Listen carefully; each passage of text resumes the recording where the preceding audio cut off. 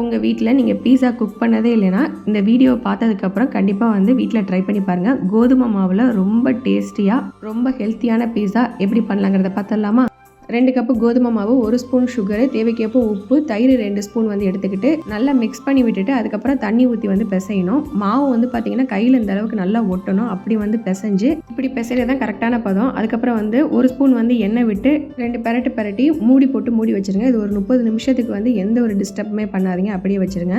30 நிமிஷம் கழித்து கோதுமை மாவு வந்து மேலே தூவி ஒரு நிமிஷத்துக்கு நல்லா வந்து அங்கிட்ட இங்கிட்ட நல்லா போட்டு பிசைஞ்சு எடுங்க. அதுக்கப்புறம் வந்து இந்த அளவுக்கு வந்து நம்ம 2 பீஸா தான் பண்ண முடியும். அதனால் 2 தான் நான் பிரித்து எடுத்துக்கிட்டேன். நான்ஸ்டிக் பேன், தோசை சட்டி எதனாலும் எடுத்துக்கோங்க. நான் நான்ஸ்டிக் பேன் வந்து எடுத்து அதில் எண்ணெய் அப்ளை பண்ணிவிட்டு மாவு வந்து இது மாதிரி கையாலே அமுக்கி விட்டிங்கன்னா நல்லா வந்து இது மாதிரி விரிஞ்சு கொடுக்கும். மாவு வந்து மெல்லிசாக இருக்கணும், திக்காக போட்டுறாதீங்க, அப்புறம் வேகாது. போக்க வச்சு அங்கங்கே ஓட்டை போட்டுட்டு பீஸா சாஸ் வந்து வீட்லேயே வந்து தயார் பண்ணியிருந்தேன். அதனால் அதை வந்து மேலே வந்து தடவி விட்டுட்டு நான் ஆனியன், கேப்சிகம் இது தான் போட்டிருந்தேன். இதுக்கு மேலே வந்து சிக்கன் பன்னீர்லாம் சேர்க்கணும்னா நீங்கள் அதை ஃப்ரை பண்ணி சேர்த்துக்கோங்க. மேலே வந்து சீஸ் அப்ளை பண்ணிவிட்டு ஒரு 10 நிமிஷத்துக்கு வந்து மூடி போட்டு மூடிடுங்க. அதுக்கப்புறம் திறந்து பார்த்தீங்கன்னா இது மாதிரி அமுக்குனிங்கன்னா அமுங்கணும், அப்போ தான் நல்லா வெந்திருக்குன்னு அர்த்தம். இதை அப்படியே ஒரு பிளேட்டில் வந்து ட்ரான்ஸ்ஃபர் பண்ணிவிட்டு லைட்டாக ஆறினதுக்கப்புறம் இதை கட் பண்ணி சர்வ் பண்ணுங்கள். ரொம்ப சூப்பராக இருக்கும். வீட்லேயே வந்து ரொம்ப ஹெல்த்தியான பீஸா வந்து செஞ்சு கொடுத்த திருப்தி நம்மளுக்கு இருக்கும். அதனால் கண்டிப்பாக வீட்டில் ட்ரை பண்ணி பார்த்துட்டு எப்படி இருக்குன்னு கீழே கமெண்ட் பண்ண மறந்துடாதீங்க. நெக்ஸ்ட் விலாகில் சந்திக்கலாம். தேங்க்ஸ் ஃபார் வாட்சிங்.